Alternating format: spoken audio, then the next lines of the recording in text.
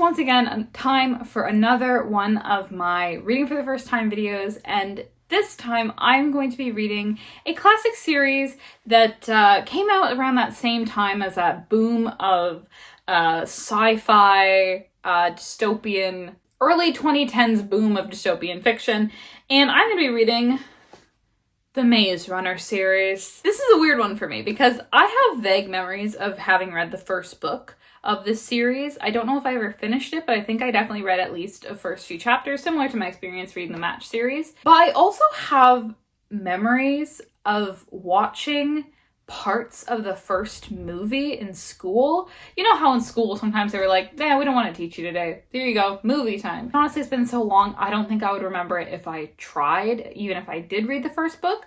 So I'm excited about that. Of course, I am getting these books from my local libraries, and I hope that if you are inspired to revisit some books from your childhood by watching this video, or if you are inspired to read some new books you haven't read before, that you will also support your local libraries as well. They're very important parts of the community, and they can only function if you use them. So, with that being said, let's dive right into the Maze Runner series with book 1, and let's see what happens. The Maze Runner starts with our protagonist, Thomas, waking up in a weird box, being transported to an area called the Glade, a big green space in the middle of a massive maze. Thomas has no memory of who he is or anything of his life beforehand, and all he remembers is his first name, Thomas. And this actually reminded me a lot of Severance, with Mark S. and all the Ennies having no memory except their first name. Do you think they got it from this? One thing that always makes me laugh in young adult novels is that they can't have swears in them, right? Because it's, they're for teenagers, which, teenagers don't swear.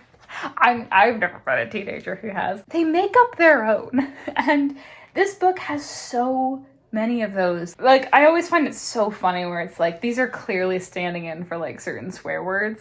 But it's so funny how many this one has and how quick it's all coming up. Thomas spends the day in orientation, learning about the maze, the glade, all the different jobs that there are, and he even is able to make a friend, the young boy Chuck, as well as making an enemy, Gally.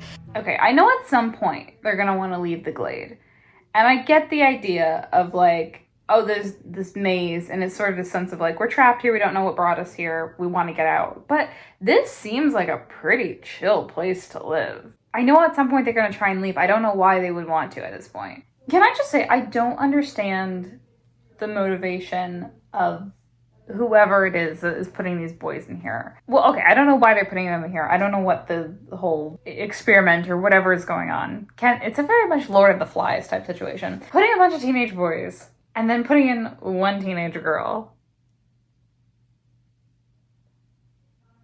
Do we think that's a good idea? I don't know if I think that's a good idea. It's very much like that that one Fallout vault where there's 99 men and 1 woman. I mean, it turned out okay for her, I guess. So maybe this girl, it'll be okay too. Also, the fact that she's sent so close to Thomas seems significant. It makes me think that whatever's going on, like something happened. Maybe there's some sort of emergency and they're like, we have to speed this experiment along. Are they the ones who made the Grievers? Or do they just exist? Like, is this like a world where like robots took over and created, like they merged with animals? Or did these people, because if they made those things, why? It feels like overkill. Like, it feels like they don't really want them to succeed, which is very much in the style of a Fallout vault, to be fair. It becomes immediately clear that this girl is introduced to be a love interest for Thomas, because these types of books always have a love interest in them, and so they're definitely not going to make it one of the boys, not based on when this book came out. The other thing that makes it clear that she's meant to be his love interest is that he has this immediate desire to protect her, even though he doesn't really know anything about her or who he is, and that is fairly common in these types of books. I really like Chuck. I really like Chuck. Think about it. Our memories are wiped. We live inside a place that seems to have no way out, surrounded by bloodthirsty monster guards. Doesn't that sound like a prison to you? As he said it out loud, it sounded more and more possible. I'm probably 12 years old, dude. Chuck pointed to his chest. At most 13. Do you really think I did something that would send me to prison for the rest of my life? Chuck is genuinely really funny. Oh no. Chuck is gonna die, isn't he? Because he's like the kid, right? Would they kill off a kid in a YA novel? He's gonna like get separated or something. I think he might die if they're not cowards.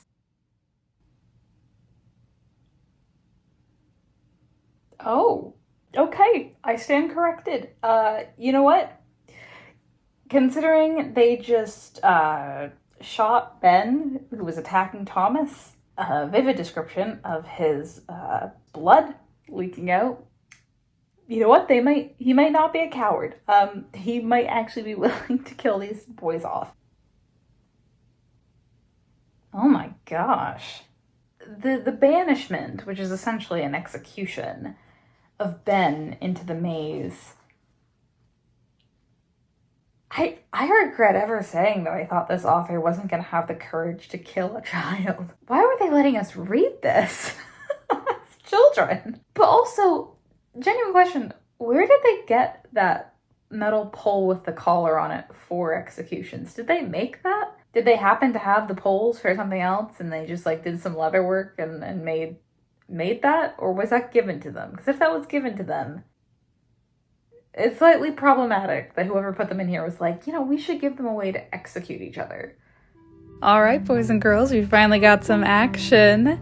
After Thomas has a day of trying out different jobs, he breaks rule and runs directly into the maze to try and save Albie and Minho, who get trapped when the doors start to close. What follows is a night of nervousness as he has to survive in the maze amongst the grievers, but eventually they do survive until morning. But now Albie has been stung and he is going through the changing. On returning to the glade, Thomas is put on trial for breaking a rule, but they eventually come to the conclusion to just make him a runner. Also, as Albie is going through the changing, he is now the third person to go through this experience and see Thomas in the visions that he's having. What? Okay, so now there's like psychics or telepaths? Because Teresa and Thomas are now talking to each other in their mind. Like she's talking to him in her mind. What is happening in this book? I really like that these boys are able to be vulnerable. And, they are children. Chuck saying that he, cried the whole time, he was here for, the first few weeks.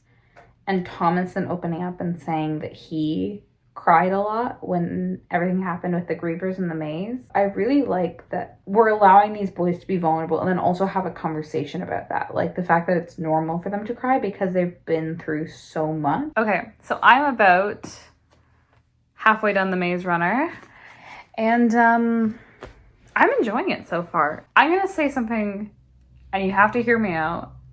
The boys in the glade are kind of like a boy band.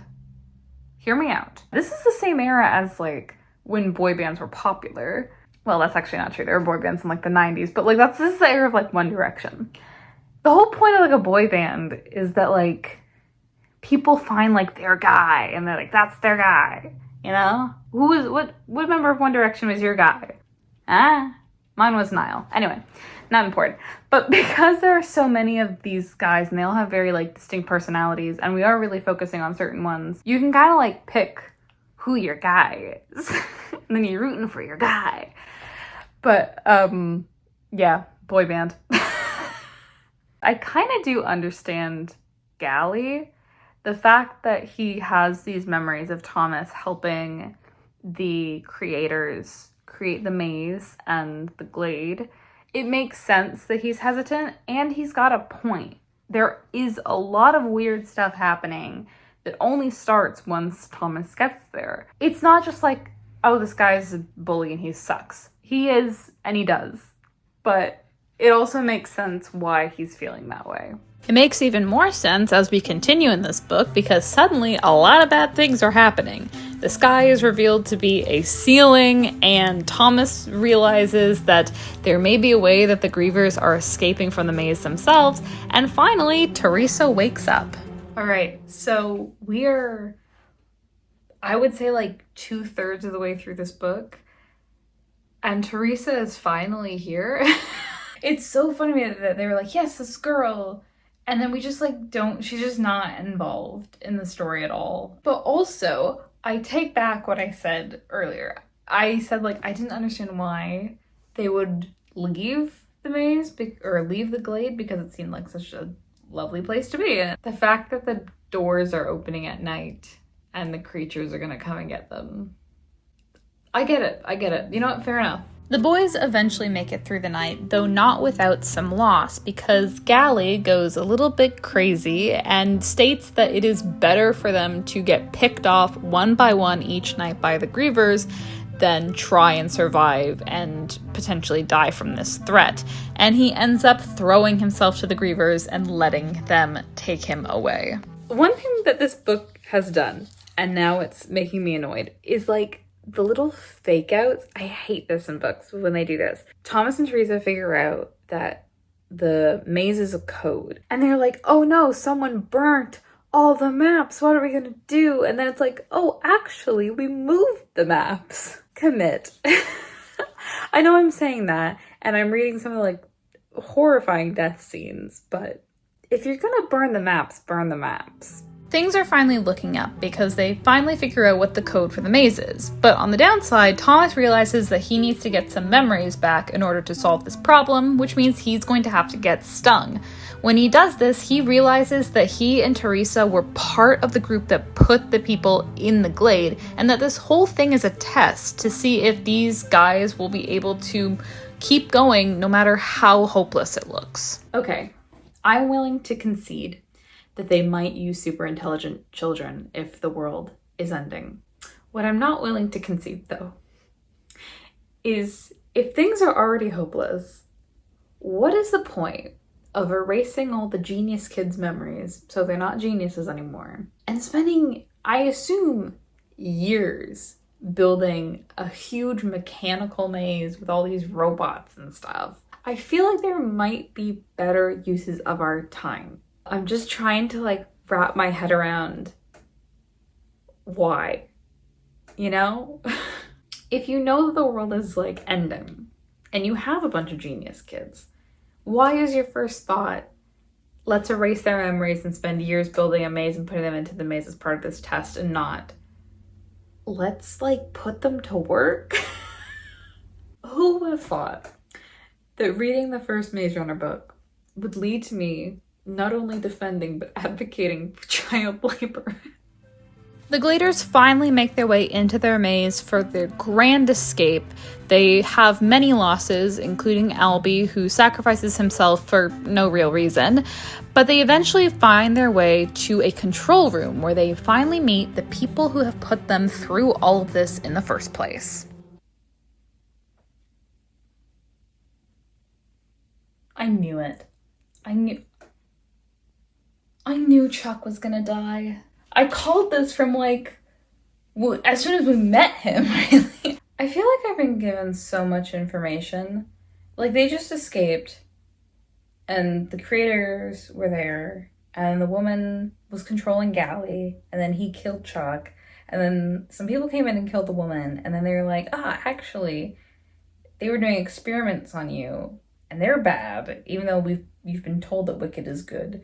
They're bad, and we're going to save you. And also there's a sickness that has come because of solar flares. And I understand why Thomas is so confused, because as am I, my friend. Okay, that is the end of The Maze Runner. It's kind of an odd experience because it's definitely like action-packed. Also, everything just felt like it was happening so fast, and I don't just think that's because I read this over the course of a couple days. No, that reveal at the end that the people who saved them were actually also in on it. I don't know if it would have been the kind of book that I would have been super excited about when I was in that age group. I tend to like stories and novels where you can really connect with certain characters and you can really get to know them, and I don't really feel like I got to know any of these characters very well. I'm gonna try and grab the next book tomorrow, because that's when I'm gonna be able to get to the library.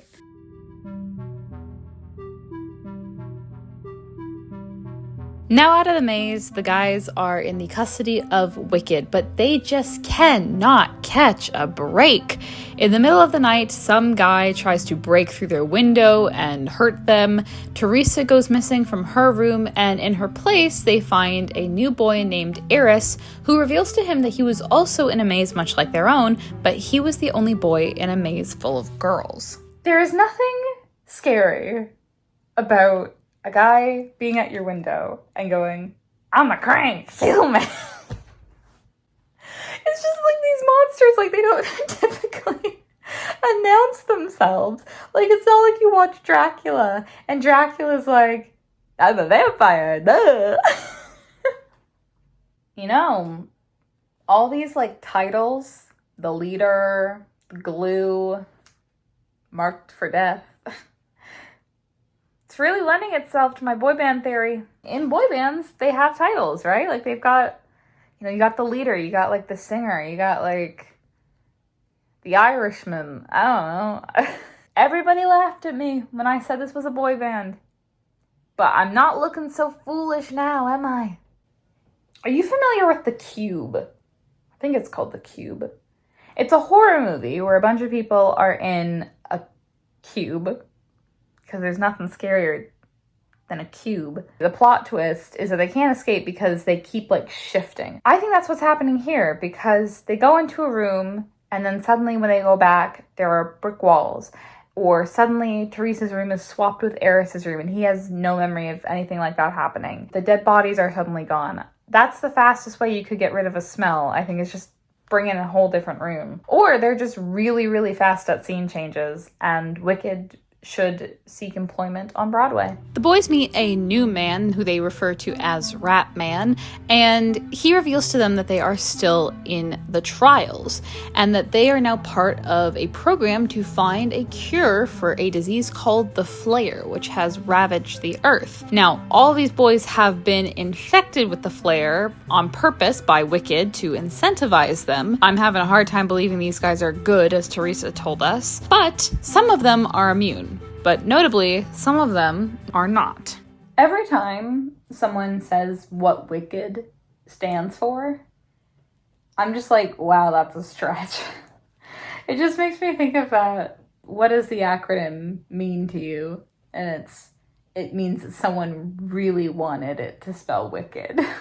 The boys begin their journey to find the cure by traveling through the Scorch, a massive desert that spans the entire equator of the Earth after having been hit the hardest by the sun flares. On their journey, they come across these terrible traps which will kill them in very disgusting ways if they don't move fast enough, and eventually they come across a couple of lucid cranks who warn them about the fact that the other team of girls are their competition, trying to get to the cure before them.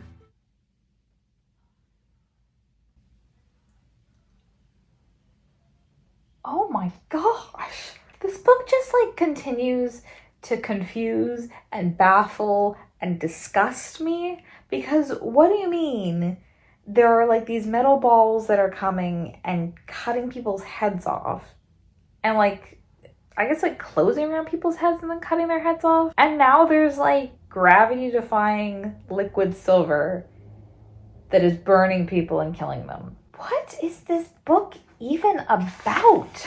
I do not understand the motivation of Wicked, right? I understand the idea that they're trying to motivate them. They want them to be able to withstand anything, but it's like you are wearing down these people's will to live by testing if they have a will to live. What is the point of having balls of metal that kill people and like melt their heads off? That just seems like overkill. And it reminds me a bit of the third Hunger Games book, because it reminds me of the part with Finnick and his death in the sewers. But oddly enough, I do feel like this is kind of like the Hunger Games, but it's so targeted towards boys. I feel like the Hunger Games is not really like targeted necessarily towards girls. Maybe. I feel like it is more of maybe a girl targeted novel, just by nature of the fact that it's a girl as the main character, which is sad. You know, boys, you can read books with ladies as the main characters. We had one girl, and then she's gone, like for the first, we're a third into the way of the book, and Teresa just appeared for the first time. And it took a long time for her to appear in the first book too, and it really does feel a little bit like he didn't want to have a girl in this book. And it was just like, you have to you can't kill off the only girl. She has to be here. And I doubt we're going to see her again for a while, because it seems like she's been brainwashed or something. So, which is just like Mockingjay. My gosh, Thomas sleeps a lot. Like, it feels like every single time something happens, then he's like, oh, I need to sleep. It's very like Wattpad fanfiction, YN. Anytime anything stressful happens, oh, let me just go to sleep. And then I wake up and everything's like better now. Maze Runner, more like Maze Sleeper. Am I right? The boys make it to a city where they meet a group of lucid cranks led by a man named Jorge, and Jorge is honestly super fun. Love that guy. He agrees to help them get to Safe Haven on the condition that he will get the cure, and if it doesn't work, he will kill all of them. And so he and his second-in-command, Brenda, begin to lead the boys off through the city. I am still not clear on how this is a trial. I understand the idea that they need them to like go and find the cure to the flare. But this doesn't seem like a trial. This just seems like actually going and doing the thing. Like a trial implies like that they're trying to figure something out and that they're trying to learn something. But I'm not getting that they're trying to learn something here. I'm getting like, go. It's just not, it doesn't seem very efficient. I don't know if they really want to find a cure. What is up with Brenda? It's weird to me that we finally are introduced to another woman and she's just like obsessed with always being around Thomas and like having her hands on him at all times. It really does feel a bit like an embodiment of like a fantasy where it's like the only two women in these books that we have met both just want Thomas. I do think I mentioned something about self-insert fanfiction earlier. After an explosion separates Thomas and Brenda from Jorge and the rest of the Gladers, the two of them have to make their way through their city alone. They go through the tunnels where they come across various different cranks, and Thomas is put into a situation where in order to protect himself, he has to kill a man for the first time. One thing I will say about this book is that they do let Thomas be sort of vulnerable. In the first book, they were letting him cry after the night with the grievers in the maze, and then in this book him having to deal with the fact that he just killed somebody. And I think it's really interesting that like his concern, I know I had to do it because we had to survive, but I wish it didn't have to be so brutal and so up close. Finally in the city, Thomas discovers plaques placed all around the city on different buildings stating that he is the real leader of his group. But he doesn't have a lot of time to process this, because immediately after this, he and Brenda go to a crank club where he gets drugged and kidnapped so they can try and figure out why he is so important and what the signs mean. Luckily, it is at this point that Minho and Jorge and the rest of the group find him and save them both. All right, we are now 2/3 of the way through this book, and again, he keeps passing out. I don't know what it is, but like the past few chapters, he just like, oh, I'm in a club, and then I get drugged and I pass out, and then I wake up, and my friends rescue me, and then I get shot, and then I pass out, and then I wake up for a little bit, and they carry me out of the city, and then I pass out again. And it's getting kind of silly at this point. Like, it's almost getting like satirical. It's interesting because like I feel like so much is going on and yet so little is actually happening. Does that make sense? I just feel like we haven't really accomplished anything. We haven't really learned that much about what's going on. We haven't really developed these people as characters. It feels like we just keep getting a repetition of Thomas telling people what he's been through, and that's it. Like, and then we meet more people, and then we got to tell them what we've been through, which is kind of upsetting because it's an interesting idea. I mean, we got a little bit more clarity. The solar flares didn't cause the virus. They like caused an outbreak to escape from like a virus lab, and that's what caused the flare. And we got like some context on like the Scorch being kind of the area between the tropics. There's such this dedication to try and keeping it mysterious that we end up actually not getting anything. And there's a way to be mysterious while also at the same time have like a fulfilling story where you actually gain more information as it goes on. I don't see how wicked can be good. Huh? Remember what Teresa had written on her arm when she first woke up? Or did you even know about that? It said Wicked is good. I'm just finding that hard to believe. Honestly, Thomas is saying what we're all thinking. Well, we're 2/3 of the way through the book, so you know what that means. It's time for Teresa to make her obligatory appearance. But things aren't so rosy this time, because now she is with the girls of Group B, the maze that Eris was in, and she reveals that she wants to kill him. So the girls kidnap him and take him away from the rest of the Gladers, and she won't tell him why she wants to kill him, but the other girls reveal that this is something that Wicked told them to do. Every time we get a flashback from before the maze, I'm just sitting here thinking, why are there children running this? Thomas and Teresa are teenagers. They're like 16, I think. Why is it their responsibility after the creators have died to train people? Are there not adults? Like, even if they're not the original creators, there must be adults working for them who know what they're doing. All right, well, if Teresa's an actor, she's a very good actor because, I mean, she's been holding out on this being an act and only now is like gonna talk to him in private. So 10 seconds later, she seems to be actually hate him, and she's teaming up with Eris, who apparently the two of them know and who she's been talking to apparently, and now they're gonna kill him. 10 seconds later. All right, it was an act again. Okay, great. I'm gonna get whiplash from just reading these 3 chapters. The groups make their way finally to Safe Haven, but it is not what they thought it was. What they find is a bunch of pods and new monster alert, got these weird light bulb headed monsters now. The group has to fight the monsters and make their way onto an airship that is owned by Wicked, where they are greeted by some new guy named David. I'm David. Who's David? Who tells them that the trials are finally over. Are we just like handing out telepathy like candy now? Because now Brenda can also telepathically communicate with Thomas. It's not really special if everyone can do it, you know? Alright, and that is the end of The Scorch Trials, the second book in the Maze Runner trilogy. The best way I can describe how I'm feeling is just tired.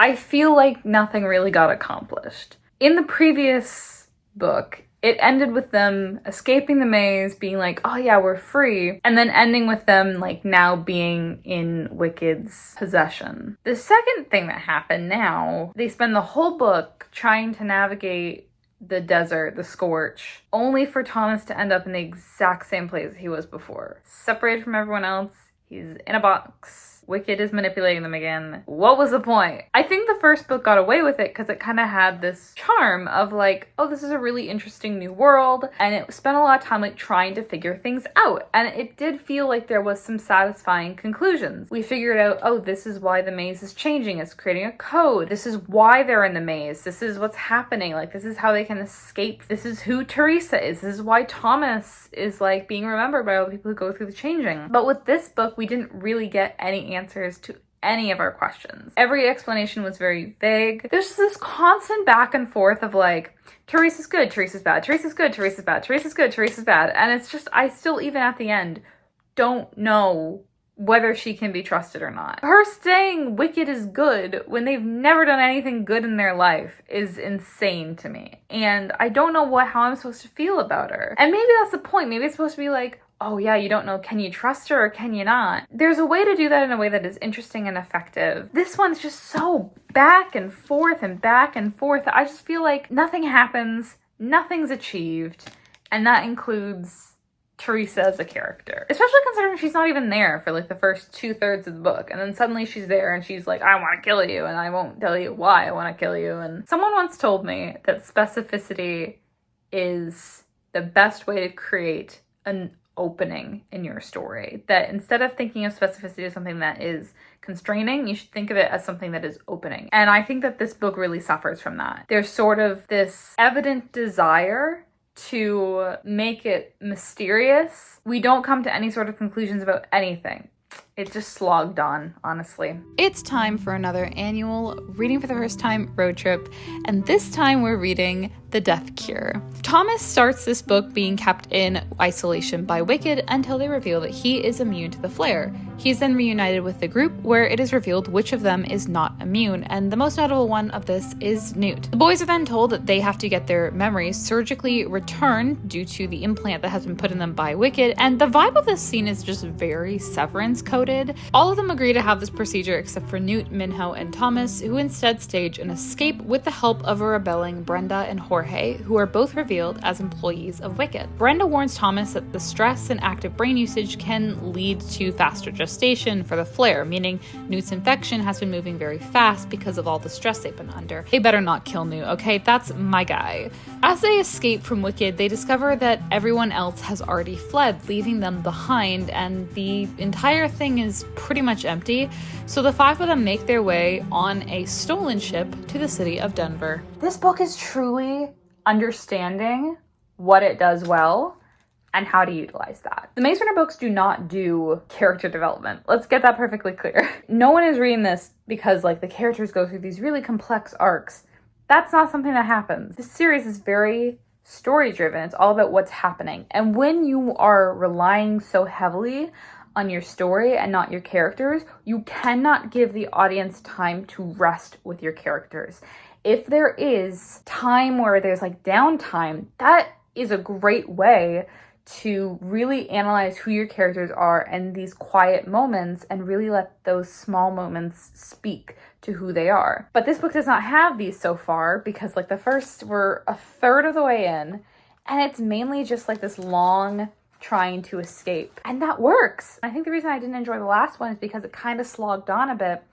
This one, it works because we're staying intense, we're staying active, and because this book is so reliant on story, making sure that it is action-packed is a good way to utilize that skill. And if that's a skill that the author has, that he's just better at writing action than he is character development and like quiet character moments, that's fine. Everyone has their own skills of what they're good at when it comes to writing, but you really have to understand how to utilize that skill. Otherwise, it's just not going to be an enjoyable reading experience. I don't think anything could prove my point about there not being any character development more than asking Brenda, when and how did you come over to our side? And her saying, I have never been on their side. Never. Flat out saying, these people have always thought this way and been like this. Now in the walled city of Denver, the boys reunite with Gally, who is somehow alive and escaped with the help of a rebel group called the Right Arm.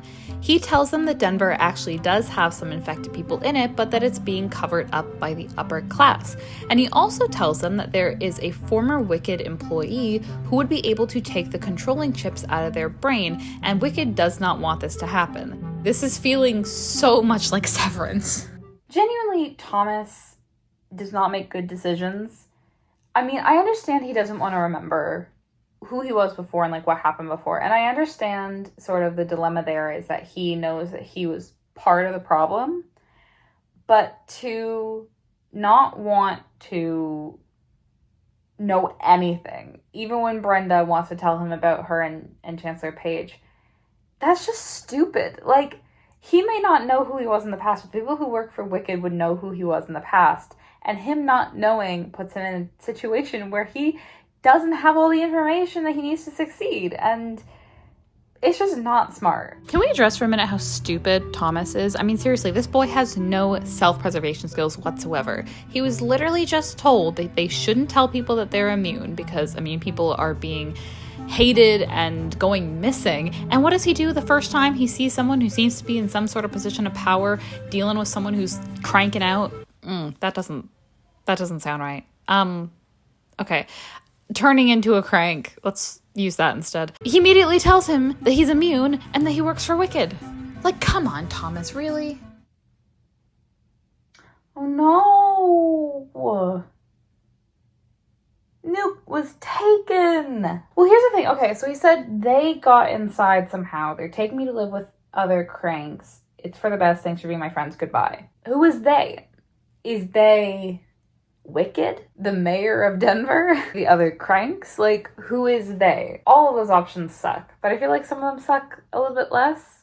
I feel like if he was taken by, like, other cranks, they came in and they, like, let him write a note. They were like, come on, you gotta come live with the other cranks, and that makes sense. But if it was, like, Wicked, that sucks. That's my guy. The boys go to rescue Newt from the Crank Palace, which I gotta be honest, I love that name. It sounds like some sort of themed restaurant.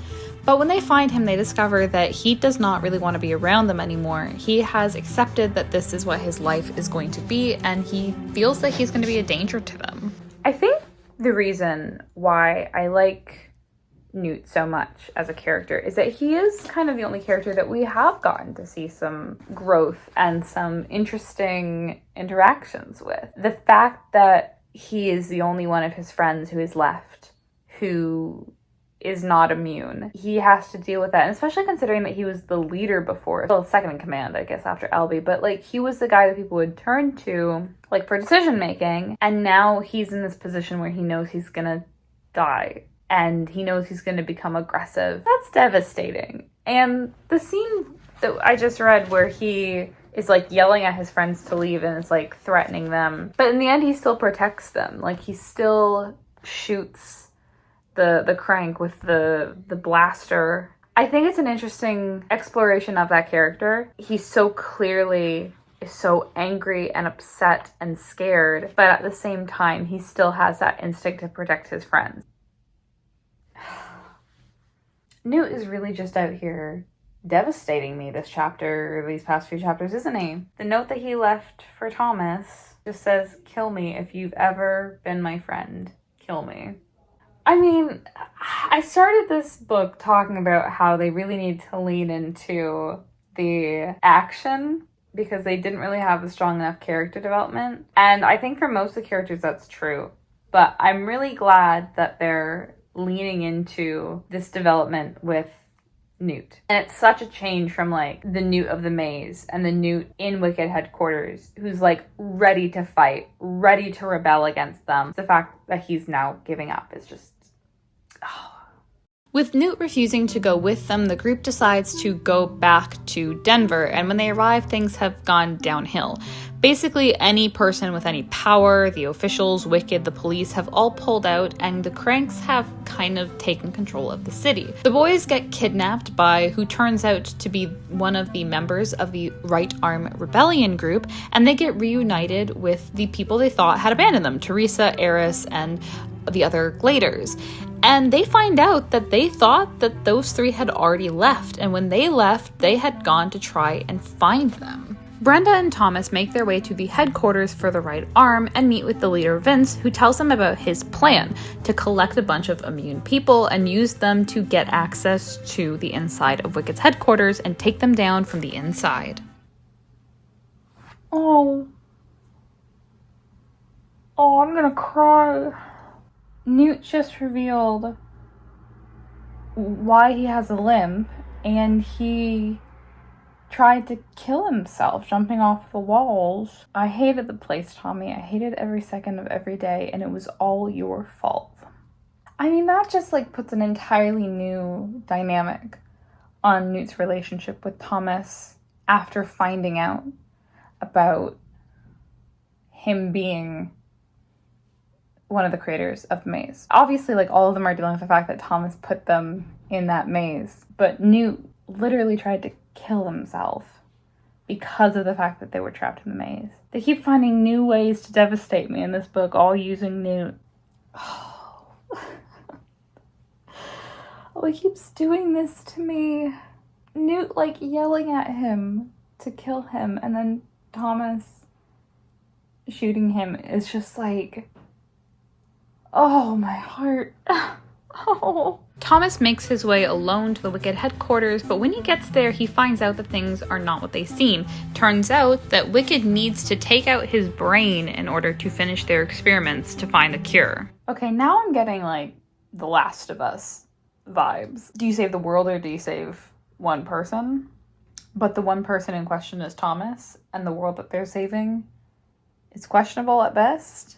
Thomas finds out that Wicked is keeping all of the immunes down in the maze, which is in a subterranean basement under the building, and he goes down to try and rescue them. Unfortunately, this situation turns violent as the explosions at the right arm are setting off start to crumble the building, and they have to get into a fight with Wicked security and Ratman, their administrative guy. Unfortunately, there is some casualties, including Teresa, who sacrifices herself so that Thomas can escape. It is kind of weird that Thomas just watched his girlfriend, situationship, die, and now Brenda is kissing him. It's done. I finished it.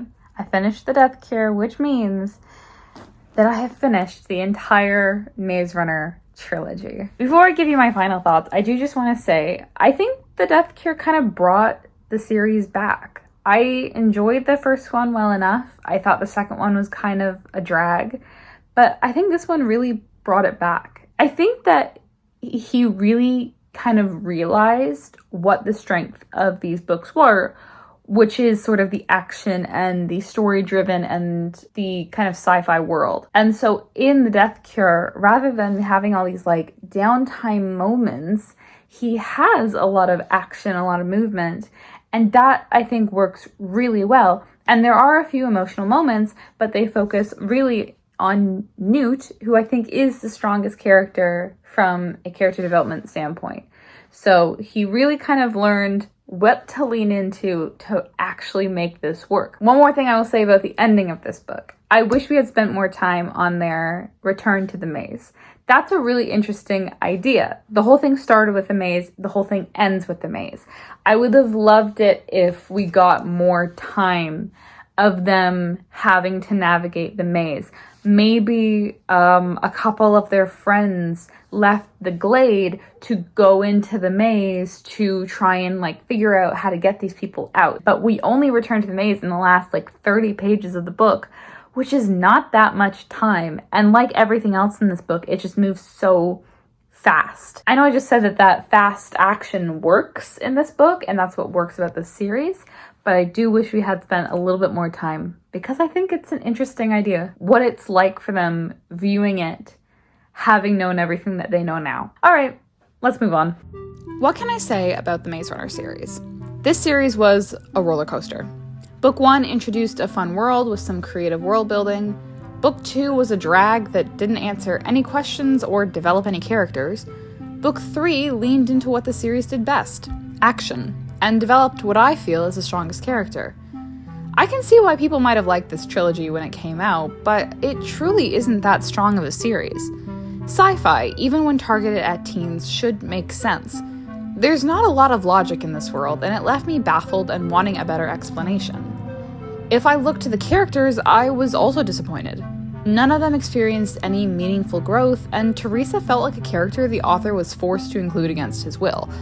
All dystopian books from the 2010s are designed for teens who feel out of place, to identify with that one special character.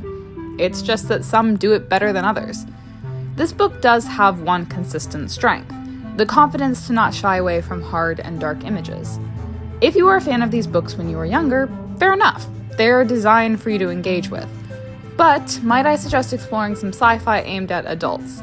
This series is a good introduction for teens who don't know how much better sci-fi can be. But let's be real, there are 2 facts I took from this experience. 1, we deserve so much more. And 2, there is no way Wicked is good.